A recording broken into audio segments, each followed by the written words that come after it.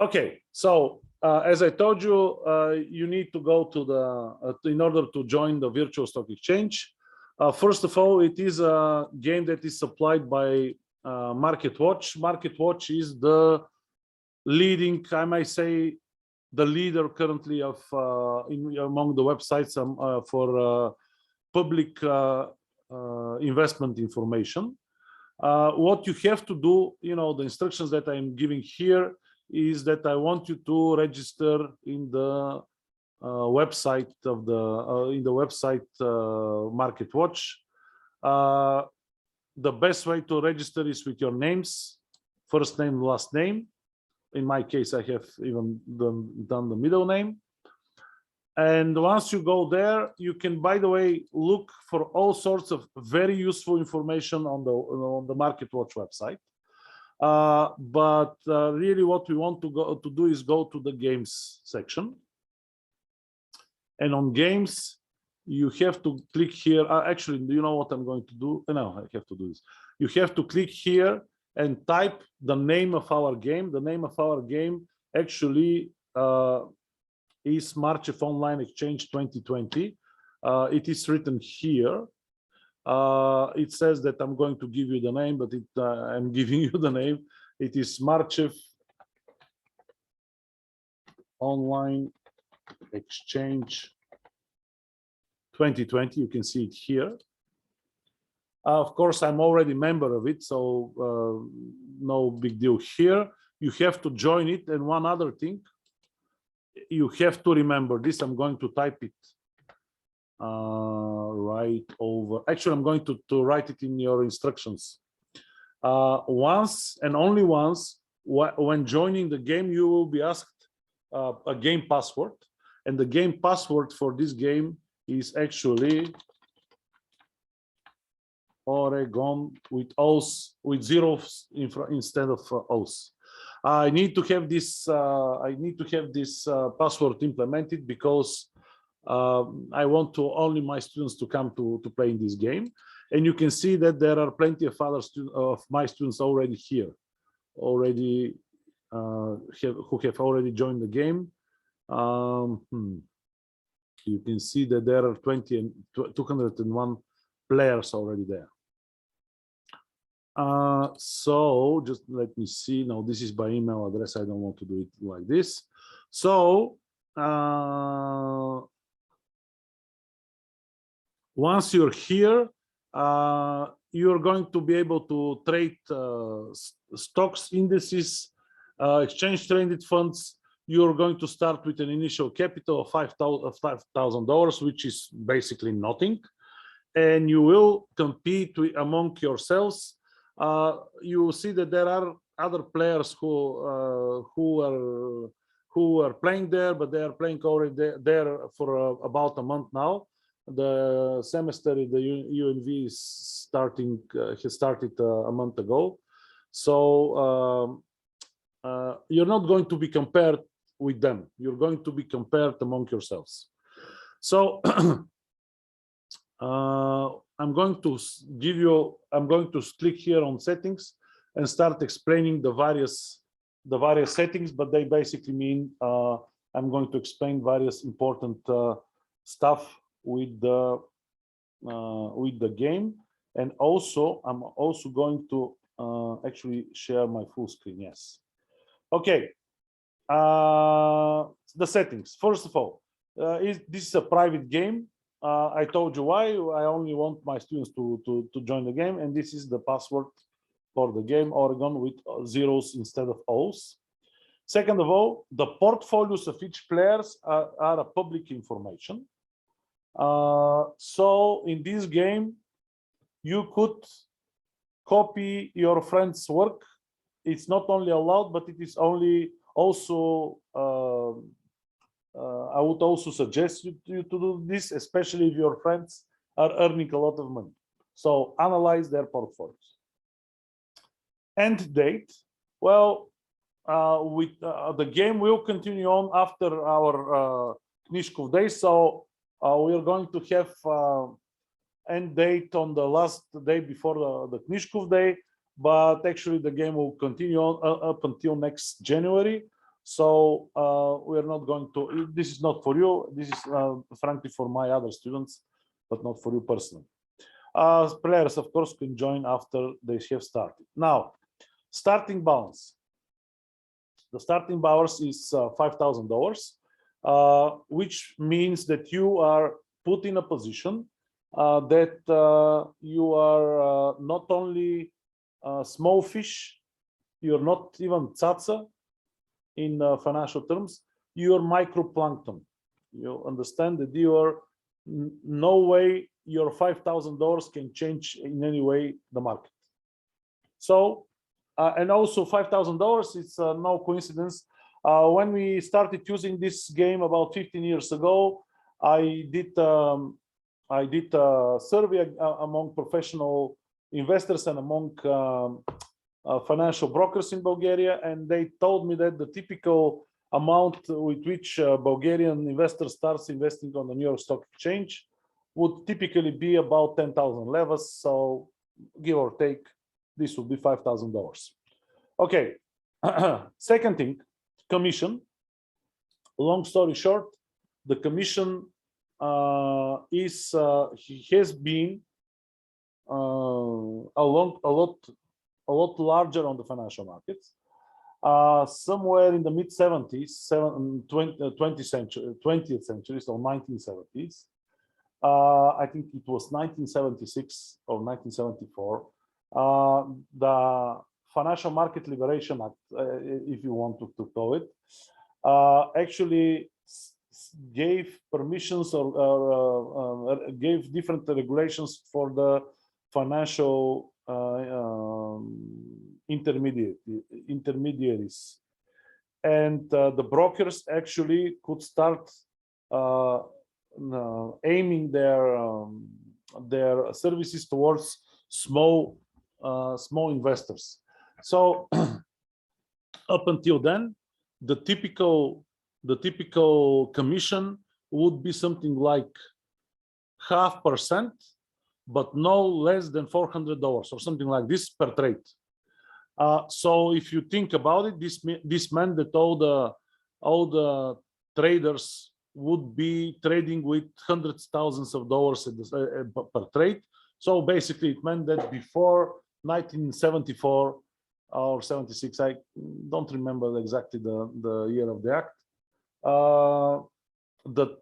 the market was mainly for big traders.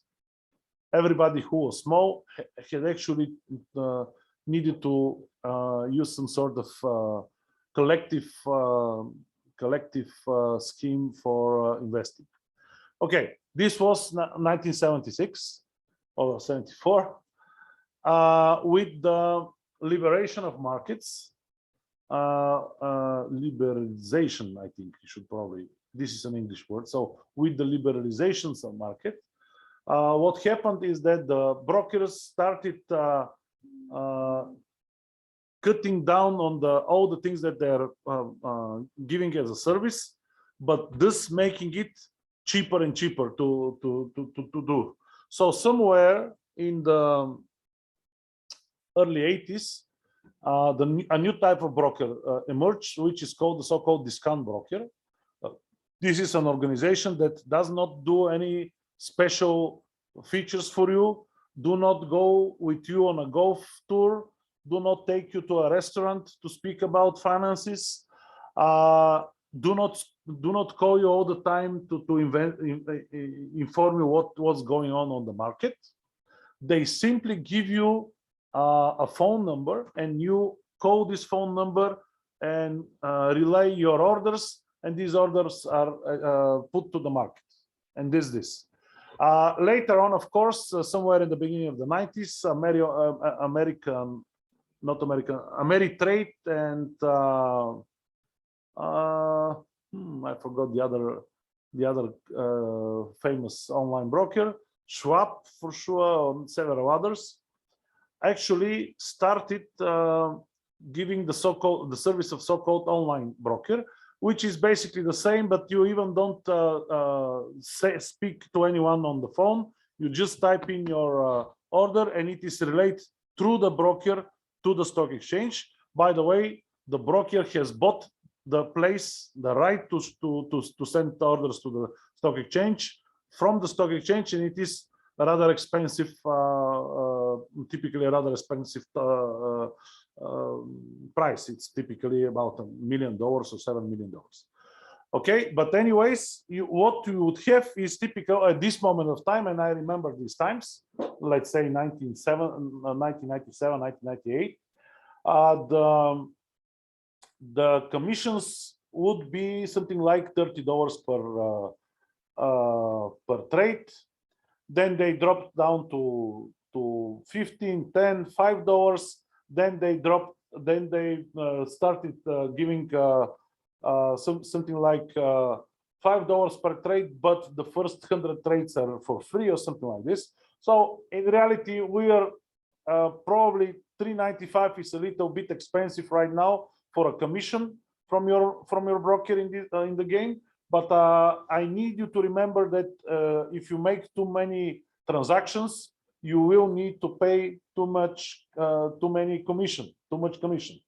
And if you're paying too much commission without thinking, if you're doing it on purpose and you know what you're doing, then that's fine. But if you're paying too much commission, then you're actually eating away from your profit. So we have commissions. Another thing in this game, credit interest rate and leverage debt interest rate.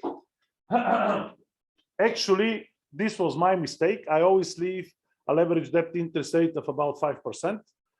This is annual, but this year, for some reason, I made a mistake, so we don't have a leverage debt interest rate, which basically means that the leverage you get is for free from your broker. This is not necessarily the case with all brokers, but lately it is. So more or less, we have better simulation this way. But anyways, what this tells you is that you could use the so-called leverage, or you could use the so-called actually margin trading, and we are going to get to there. Actually, I'm going to explain the margin trading right away. Margin trading is a possibility that a trader receives from his or her broker, and the broker actually is willing, for the sake of making transactions, is willing to give you, let's say, a loan. It's typically a very cheap loan. 5% on annual basis is nothing, since you're typically keeping your position several hours, so you don't really pay too much of an interest rate here. But what is important here is the so-called margin ratio, which is the amount of capital the broker is willing to give to you based on your current market net worth. So margin trading in this game is 2-to-1. The margin ratio is 2-to-1, which basically means if you have $5,000, you are eligible to trade with amount of $10,000 altogether. 5 from whatever you have in cash and 5 from your broker. And if you at one moment end up with 5,563, you would get another 5,063 from the broker. Okay, this is clear. How does the broker, from where could the broker give this liquidity? By the way, is a much longer story, one that I think that I will not be able to explain here. Suffice to say that on many occasions the broker never goes to the market. If this is a well-developed broker and has a lot of customers, some of the customers want to sell, some of the customers want to buy the same share. The broker does not go to the market, but runs the trade on their own, and thus having a possibility to, let's say, to give you loan. In this game, I can't remember when this has happened, but it has happened. You can end up receiving the so-called margin call, which is the broker simply selling off all of your positions so that they cover their own margin. So they want to make sure that you are going to repay their loan. This happens when there is a sharp decline in your portfolio value. For example, if you lose 30% of your portfolio value per day, you're almost sure you're going to get a margin call. In real life, in this game, it was a very rare event. Almost no one has gotten there. But anyways, you should know that at one point you might end up receiving a margin call from your broker and basically selling off all of your assets so that they cover their margin, their loan. Okay. Next thing, minimum stock price. So this actually relates to the idea that we just explained as a type of stock exchange operation, the so-called penny stocks or the small caps or junk stocks.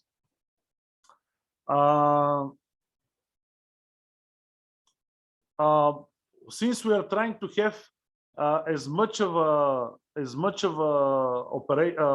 simulation as better simulation as possible, it turned out, and we noticed this early on with this game when we started playing it, using it in our educational process. We noticed that several players would actually earn enormous amount of money in a matter of several days or several weeks. They become millionaires starting with $5,000, which is, of course, cannot be realistic, right? So we analyzed everything, and it turned out that they were using the fact that they can buy really penny stocks, like one penny stock, and then rely on the fact that the data that we are seeing is not the real data, but it is real life data from the stock market. And then this means that some rounding takes place, and due to some rounding, sometimes these penny stocks jump with 1 penny high or 1 penny low, which basically means double their value on occasionally. So they figure out a way to put a conditional limit order, and I'm going to explain specifically what limit order means, and earn as much as 100% per trade. And while this is a highly risk operation, you cannot do this in the real market, because in real market you are going to, and buying penny stocks is very close to bankruptcy. You already know this, but in this game the bankruptcy comes. You cannot be surprised. It cannot be a surprising act for you. So we changed the in order to have this better simulation, we changed the price of any trade to minimum $1. There is no such limitation in the markets whatsoever. Although there are in the real markets, there are not so many $1 stocks, by the way. But anyways, a penny increase for $1 minimum price is 1% instead of 100%. So this is the reason why we left it here. Now, how does this apply to you? And I'm actually going to open my Paint, my whiteboard. What might happen? The thing that might happen is the following. Okay, so this is our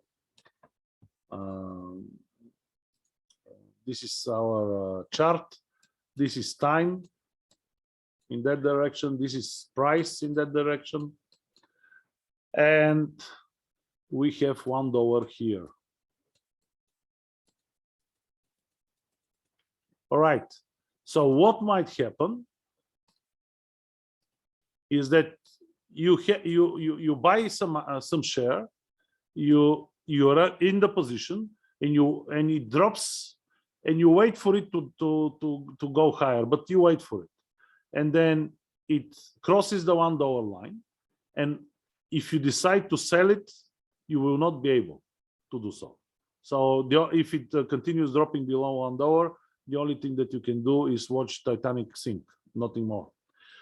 So if you approach $1 price, at least have in mind that you might end up in such situation. So probably think about getting off this position, selling the stock. Okay, so this is one of the things that kind of interests you when we speak about the minimum price per share. Maximum stock price, basically there is no maximum stock price. You buy whatever you want, but of course you have $5,000, so you're going to be able to have enough money for one share of Apple, for example. So not a lot of money. Okay, another sort of limitation that we have put for safekeeping, although starting with $5,000, you will not be able to even come close to 1% of trading volume. But there is a limitation that you cannot trade more than 1% of trading volume of a given share. So, so this is another limitation. All right. So margin trading, I already explained, and I'm going to give you an example in a little bit. Short selling and limit orders, and stop orders, I'm going to explain, of course. I'm going to return to this. This is kind of the main topic today, anyways. Partial share trading in this game is unavailable for some reasons. You might want to buy not full share but partial share. For long periods this was not possible. Now there are such ETFs that present this service, but I will assure you this is not for you, so I have disabled. Now I'm going to return to the important, actually one of the important operations we already explained, the margin trading. We are going to explain the other three in a bit. But before that, I would like to finish and see what sort of investment instruments you can invest in this game. So first of all, you can invest in indices, Standard & Poor's 500, Dow Jones, NASDAQ, and NASDAQ 2000 are the indexes that you can invest in. I will spend some time explaining the various investment instruments later in this semester, so not right now. Just to remind you is that Dow Jones is the official index of New York Stock Exchange. Standard & Poor's is not an official index of any exchange, but it is an official index kept by the company, rating company Standard & Poor's. And NASDAQ and NASDAQ 2000 are the two main indices on the NASDAQ Stock Exchange, which NASDAQ Stock Exchange is with the high-tech stocks, while Dow Jones is the, let's say, classic industry stocks. All right, so this is all the indices that you can trade. You can trade also public companies, which means shares of public companies. So shares. You can also trade shares of funds, which means mutual funds, and you can also trade shares of exchange traded funds, which is ETFs. So this is the type of instruments, indices and shares. Can I ask a question meanwhile? I'm sorry. Yes, go ahead if it's a short one, because I'm making a record of the instructions. I'm sorry, yeah. So what would be the significant difference between trading indexes like S&P 500 and ETFs? Okay, you're asking a very a very up to the point question. Both of them represent different types of portfolios.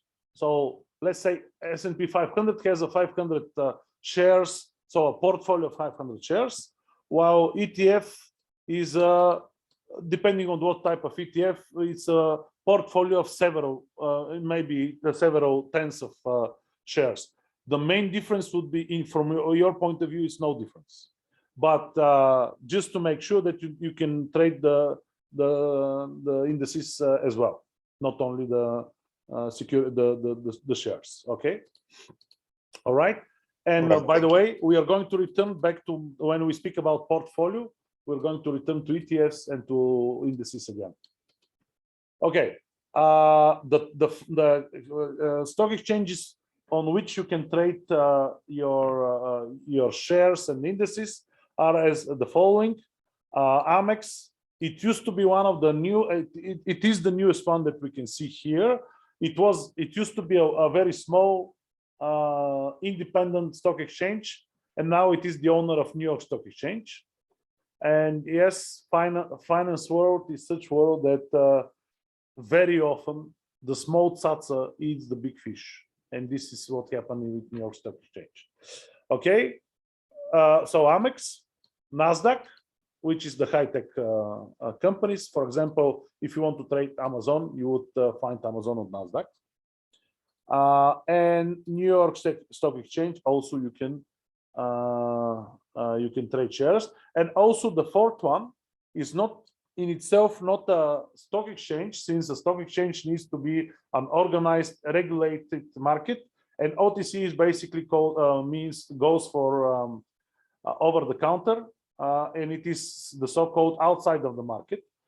This is where you can trade with all sorts of companies that cannot cover the requirements to list in one of the stock exchanges. So typically, this would be the real junk companies, or some startups that are upcoming. And if you are lucky and if you make your homework fine of good, make your homework in general, you might end up buying the correct share.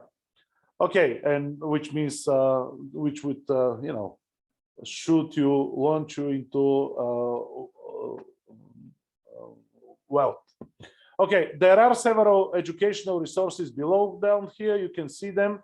Mainly, you can see the so-called frequently asked questions. Okay. Now I'm going to return to these three. First of all, I'm going to explain the short selling. Short selling, by the way, any of you just react with the reactions.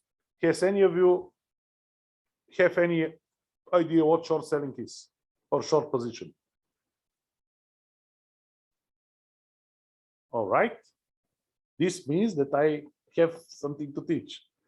I think they were forbidden in some cases. It is exactly this is, and there is a good reason for this, and also there is a bad reason for this. But anyway, right now I'm going to have to explain. I know what's short selling mean. Okay, I only need the reaction to hit the reaction buttons on Zoom. This is what I needed here. But anyways, here is the explanation. I'm explaining it because you're going to be able to use short trades in the virtual stock exchange, but also short trades, short selling is coming to one of our simulators very soon anyways. So this is why I want to explain what it is. So, oops, sorry. So let me have it like this.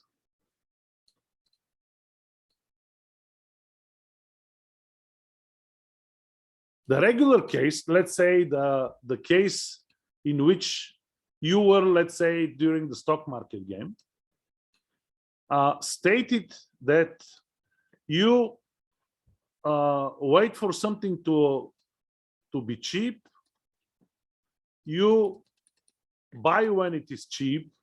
So this is buy. You wait for it to to get high, to become expensive. So in the meantime, you hold your position. And when you decide that it is expensive enough, you sell your shares. So this would mean that you're doing the so-called buy, hold, sell strategy. And this would mean that you are making a profit. So this is P0, price at buy, P1, price at sell. And you actually, actually, you know what? I'm going to name it PB. and PS. So price it buy, price it sell. And this would be the regular, most often used operation, at least most well understood operation on the financial markets. Buy, hold, sell. It is actually betting on the fact that you are expecting that the price of the shares would go up. And this is called long position. If your buy, hold, sell, if your strategy is buy, hold, sell. Now, if you go for the other option, which means if you expect that the markets, the prices of the shares would go down, if you only have this type of option, this type of strategy available to you, and you expect the market to go down, then,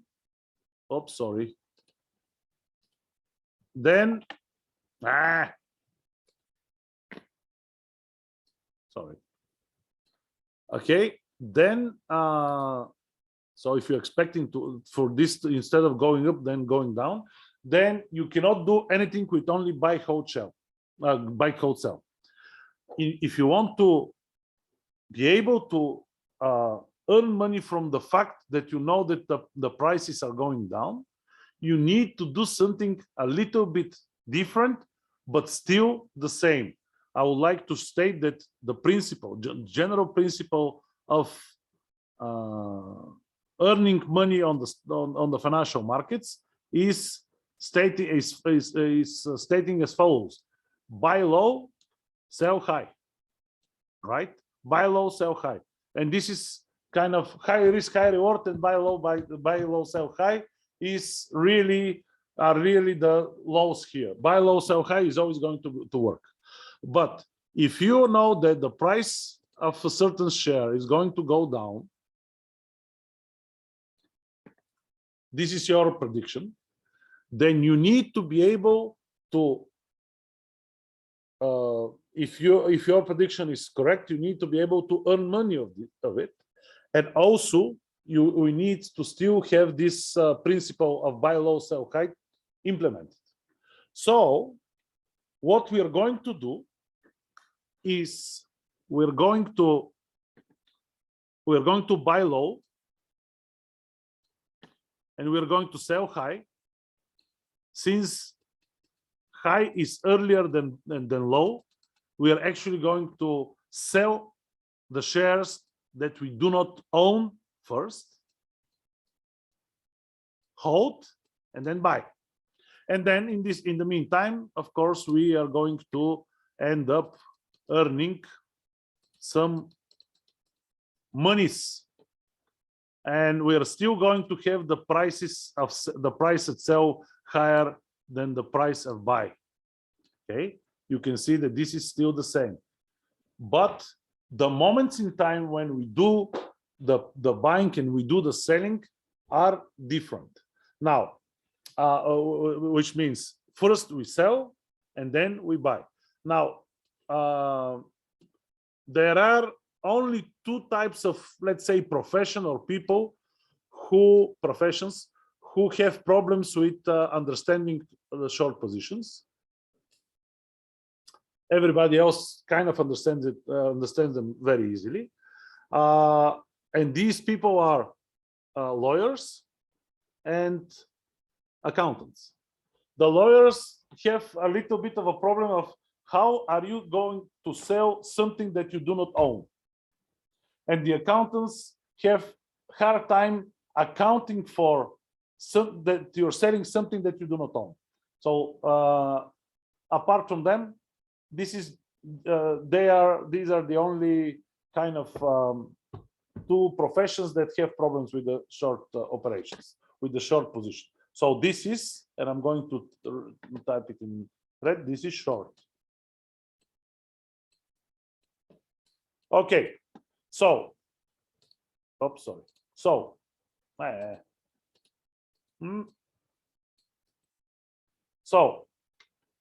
this is what a long and a short position is. So technically, how is it possible that you can have a short position? So how you can sell something that you don't own?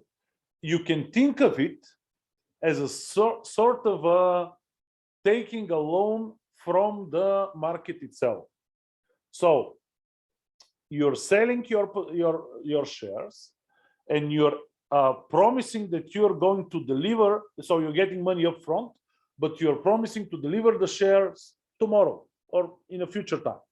You should know that, and I'm going to say these two terms. There is the so-called settlement.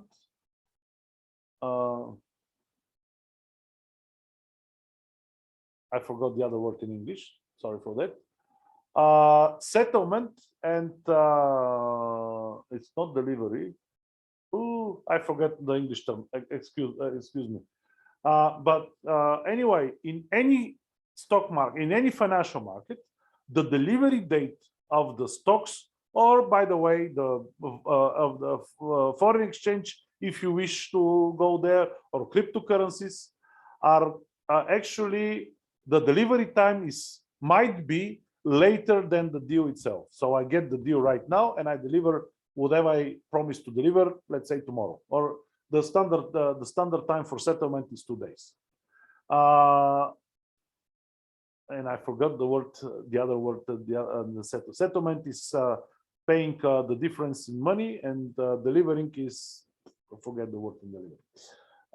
So what I'm doing here to obtain this short position is that I'm selling right now, relying on the fact that tomorrow I'm going to have to deliver the real shares or whatever I'm selling. Tomorrow I'm going to buy from the so-called spot market, which means on the spot market, on the place market, which means that I get delivery right away. So I'm going to buy, hopefully that tomorrow is going to be cheaper than today. And I'm going to deliver to whoever I'm owning these shares, I'm going to deliver them tomorrow. So I'm actually betting on the fact that there will be a difference in prices in the times. And hopefully, if my prediction is correct, then I'm going to sell now, hold, and then buy later at a cheaper moment and deliver the whatever quantity of shares I have to deliver to someone. So this is kind of the difference. This is kind of the charts of the long and short positions. So far, I don't think I'm missing anything, but I'm going to speak a little bit about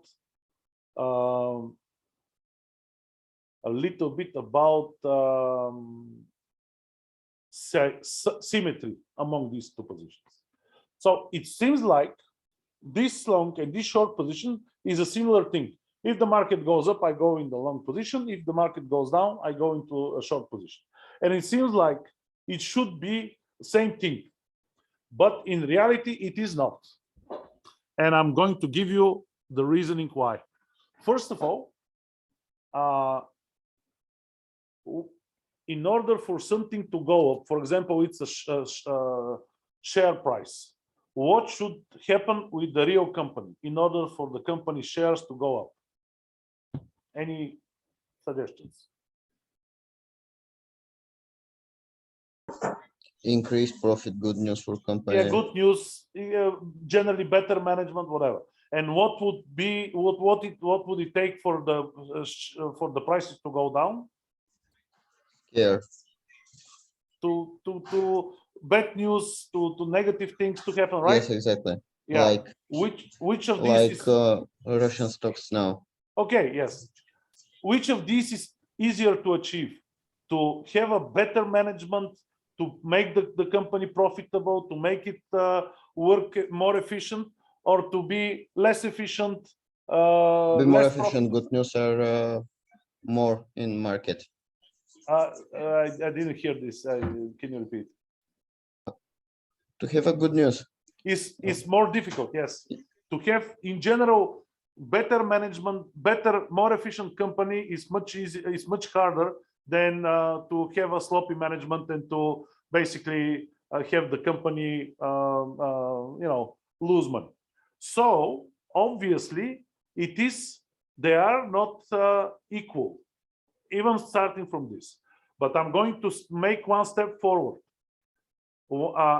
If I'm interested in the prices of a company and I want to influence the price of the company, which direction would be for me easier to influence it on? To influence it so that it becomes more expensive and better working, or to influence it to become cheaper and worse working? Cheaper. Yeah, even worse. By the way, Rudolf, do I guess correctly that you are from Germany? No, I'm Hungarian. Okay, sorry for this, but I Yeah, no just, worries. yeah. So let me see if we have a German guy here. I think not. But there was a famous case of somebody making a terrorist act on Borussia Dortmund Football Club. You can read this if you want. You can search it around, because he has invested in a short position on Borussia Dortmund. So the temptation to make something break is, really available when you have the short positions. The possibility to break someone's business is much more available than to make someone's business more efficient. So you can think of it. The 9/11 events actually were most probably paid off by the short positions that somebody took on the day before the events. And this is widely documented, by the way. Okay, so obviously these are not symmetrical situation, but also one other thing. Let's assume that I'm looking at a long position and I invest $100 here, right? I invest $100 here and things go not according to plan. What is the maximum amount of money that I can lose? $100. Yeah, if for example the company bankrupts, I'm losing my $100, right? And if I invest $100 here and things go not according to plan and everything goes up, what is the maximum amount of money that I can lose? The difference between the But prices. what is the maximum amount? What is the how much money can I lose? It depends on when the market peaks. Exactly. There is no ceiling here, right? There is a floor here, but there is no ceiling here. So I can lose tens of times of the thing that I started with, right? While if I'm going to earn the maximum of $100, right? So the short position has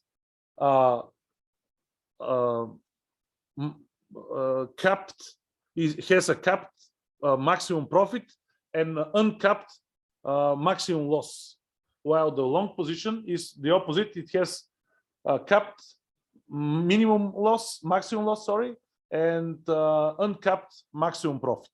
So again, they are not these two types of operations are not symmetrical. And long story short, many governments do not like short positions because they can break their own, for example, privatization policies and stuff like this. Sorry for interrupting you, but when you're shorting, some brokers set a margin call. Yeah, well, this could be the case. Much easier. Yeah, some brokers set. And you're going to train. We are going to have this in class for sure. Don't worry. We are actually not in class, but in our financial simulators coming. So not a symmetrical type of position, but you can see that this time Putin went into Ukraine, but last time 6 years ago he just made a military exercise along the borders of Ukraine, and thus making a short position in the financial markets on the Ukrainian debt, and actually earning money because only sending, not even sending a military operation, a war, but just sending the exercise, military exercises. So it is possible to manipulate the market in your position, in your direction. Now, why do we like short positions? Because we said a lot of negative things about them. First of all, we can earn money if we know that the market is going down. And second, for example, with Russian stocks right now, as somebody said. And second of all, the short positions actually have their own economic role. They are helping out that the capital invested in inefficiently in some company that is losing money and it's not being managed efficiently, and so on and so forth. The short position help tremendously out so that these bad companies are bankrupting as quickly as possible. And when they bankrupt, which means that the capital that would be would be used by them would be turned by something else. Just like in real life, the bacteria are eating away the bodies of the corpses of the dead animals. This is the reason. This is the same way the short positions work. Okay. Okay, I'm turning. So this is short selling. Limit orders and stop loss trades. Actually, I'm going to explain them rather quickly. So limit orders and stop loss trades are actually a type of as I already mentioned, a type of conditional orders, which basically means that these orders wait for some sort of condition to happen before they are put into the market to be to be executed in the market. So let's assume that I would like to invest in I don't know, IBM, and the IBM stock is something. Oh, sorry. And the IBM stock is something like this right now, and it is trading right now at about, let's say, about $50. I would like to buy shares.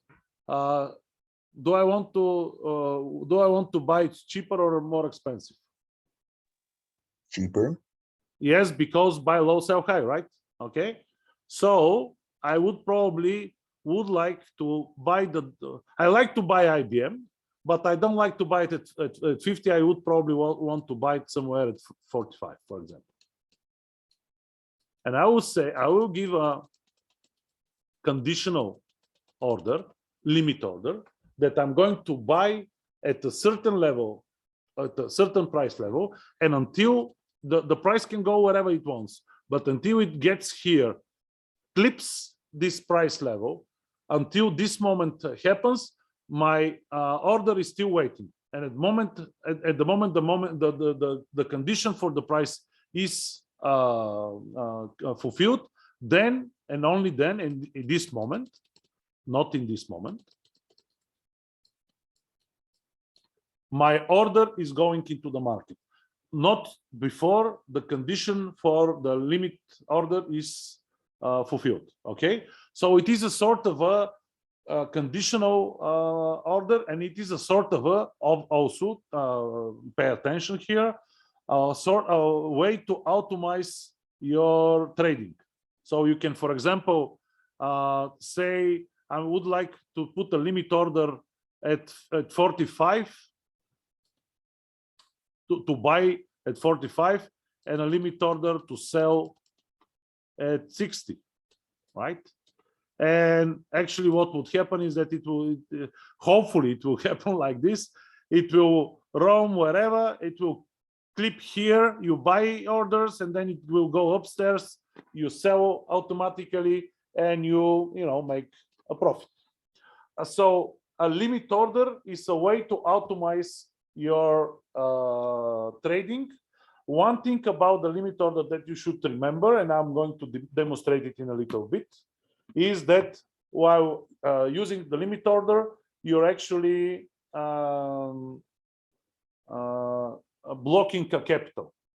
So piece part of your capital is blocked while your order is still not executed. So the broker actually blocks part of your capital for this order, and until the condition is met, it is still blocked. And if the condition is never met, you're still going to have limited access to your capital. So in order to, if you think that a limit order should be canceled, you can cancel it and free up your capital. Okay, so this was limit order. The stop loss order is basically the most often used type of order for risk management.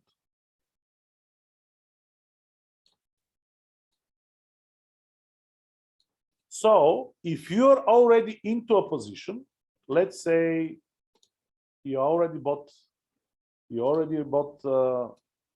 IBM, you're in position of IBM, you put some level. So you buy it here, for example, you're here right now, but you put some level, some pricing level at which if the price goes down as much as this level, it is automatically cleared out of the position. So we automatically sell. It is nonetheless going to be sell on a loss, but it is going to be a stop loss instead of leaving it and go all the way down and waiting for it and waiting for it and waiting for it. You actually, when you start your own, when you start your trading, you start putting your operation, your transaction, you basically have in mind two things in your mind. One thing would be, what would be the take profit scenario? If I'm buying here, at which level I will be selling? And the other way around, if I'm buying here, at which level I will be getting out of this deal on a loss, but no more than this loss. Anyways, the stop loss is really this type of order, which helps you out with this automation. It gives you sure for under which you're not going to fall. And of course, you need to think about how far you would like to put this from your current price. If it's too far, then you're going to wait for the price and you're going to encounter bigger losses. If it's too close, any small variation in price would hit it, and you would sell at a loss. So this is what a stop loss is, and I think I explained everything here. All right. In this case, I'm going to return back to the game.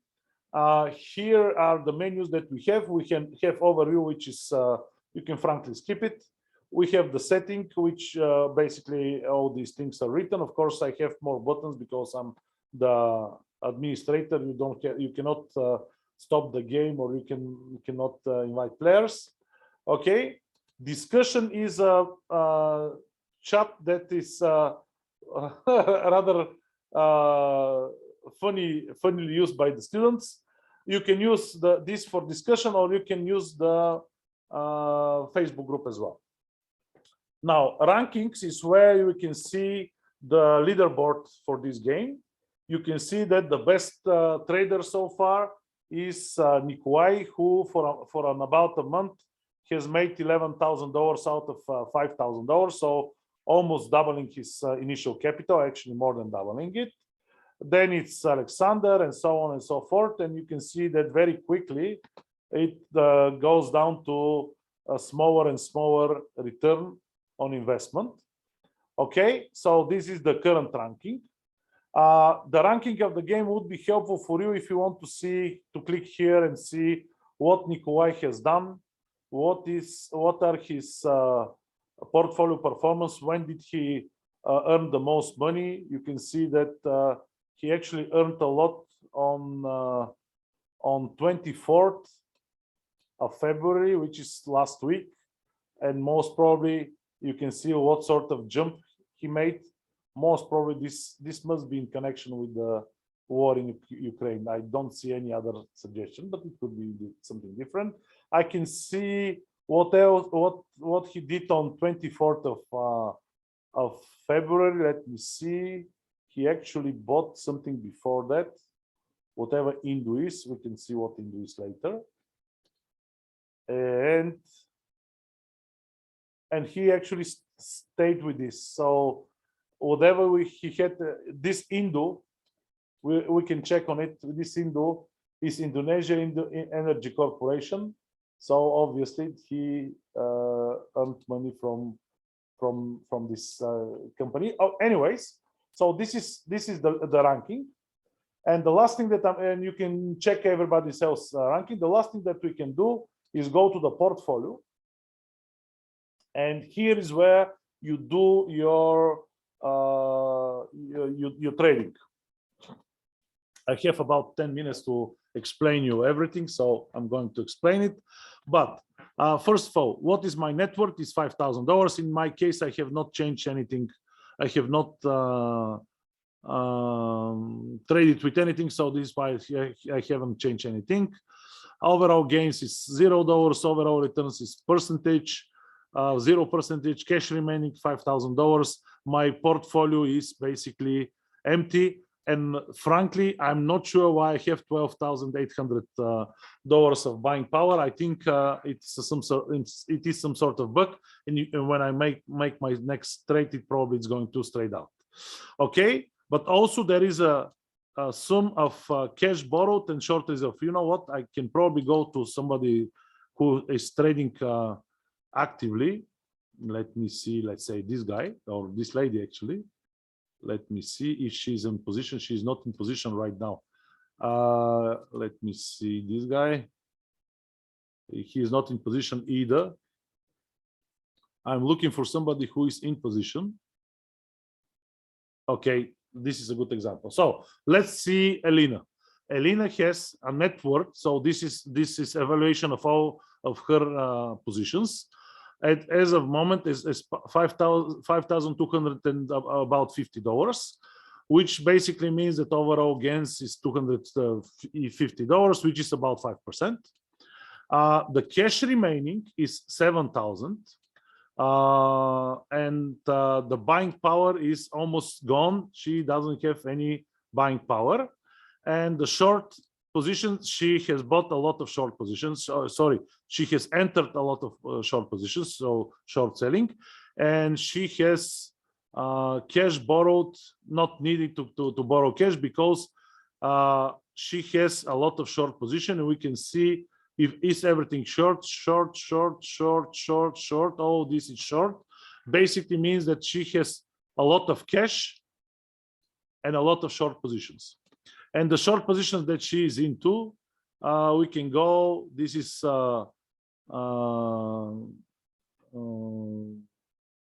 you know, the percentage of her portfolio with the different positions, and we can see some. Okay, let's see what is this company. When I click here, we can see what is the information about the company. CTI Biopharma Corporation, traded on the Nasdaq stock exchange.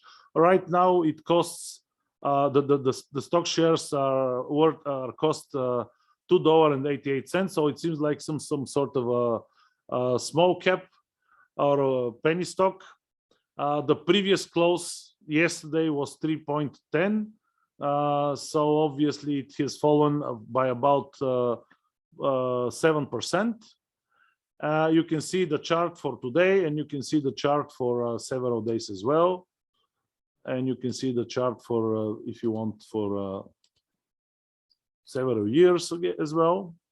You can see percentage change, and you can see volume traded. Also, you can see the performance in the previous several days, and you can see some sort of analytics who give you some sort of actually where does it trade within the previous 52-week range, and where does it trade within the previous day range. And also you can see that the average for the last 65 days of trading volume is about 3 million, which is probably today is 12 million. So today is probably an active day.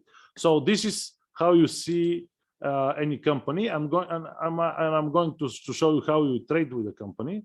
So you come here, just give me a company that we would like to trade with. Give me, this is going to be an example. Pfizer. Pfizer, okay, it is. First one. Yeah, here it is. So here I press on the button trade. Right now, by the way, you probably saw that the prices were moving. So if I click see quote, I'm going to go for the same at the same informational screen as the one that we just saw for the other company. You can see that the prices are moving currently because we are currently in the trading session. But we can put our orders even if we're out of the market. The orders will be executed on the first minute of the new trading day. Okay, so let's see. I would like to trade. First of all, I would like to, because I do not know Pfizer, I have the choice to select if I'm going to buy or if I'm going to sell short. Am I buying or am I selling short? Am I betting on its price going up or its price going down? Which one is it? I'd say buy. Okay, we can click buy, and then number of shares, and I'm going to, it's just a simple drag here. Let's say I'm going to buy 40 shares. I'm buying moderately because I don't have too much money. You understand this? Okay, then the next thing that we have to think is whether this order term, so the period at which it is going to be active, is going to be a day order, which means that it is going to be active until the end of the trading day, or is it going to be active good until canceled? And good until canceled, which means that even when the trading day is over, I have to physically cancel it or my broker, otherwise it will still be active, and of course it will still freeze some of my capital. Then the other thing is, what is the conditions on price type? But basically this is, am I putting a market order, which means am I buying at whatever current price is, or let's make it a little bit more interesting. I'm going to put it as a limit order, and I would like to buy these 40 shares at 45. Since now it's 46 something, I want to buy it cheaper. And here is some sort of total. Just a second, I forget my setting. Okay, so it says that about $1,800 and $900 I'm going to freeze here. It is limit order, so it's not going to be put right into the market. If I put it to be a market order, it's going to go straight to the market, and I'm probably this price is going to be disregarded, and I'm probably going to go into a position. But I want to make it a limit order, and now I'm going to say submit. Okay, order is submitted. And if I go here to my portfolio, I can go to on the history, and you can see I can go on the pending order, and I can see here I have Pfizer put on 2nd of March, 10:55 Eastern time. This is American time, of course, and the order is buy limit at 45, and the quantity is 40. And if I want to leave it like this, if the condition of 45 is satisfied, I'm going to buy some shares. And if I want to cancel, I'm going to cancel it right now. Yes, I canceled the order. It has canceled, and now I don't have any pending orders.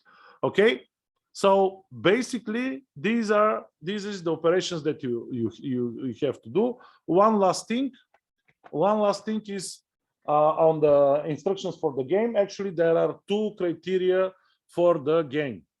Criterion which are independent from each other. Criterion number one is kind of obvious. You should earn as much money as possible. So earn more money to get more points. And this criterion is between 0 and 8 points. Criterion number two is make as many transactions as possible. Obviously, you do not make stupid transactions because you pay commission, and you do not make and you only make the ones that are needed, but you at least have to, in order for me to account your game for a legal game, for a regular game. And by the way, this game is kind of the only requirement, obligationary requirement to have points on it, to have a mark at the end. So you need to have at least 20 transactions to make on this game for me to accept that you have played enough. So at least 20, and then from 20 on, you can earn up to 7 more points. And one last thing, for this game, you can register, you have to register on the website. I remind you of MarketWatch to join it, but you can register with as many registrations as you want.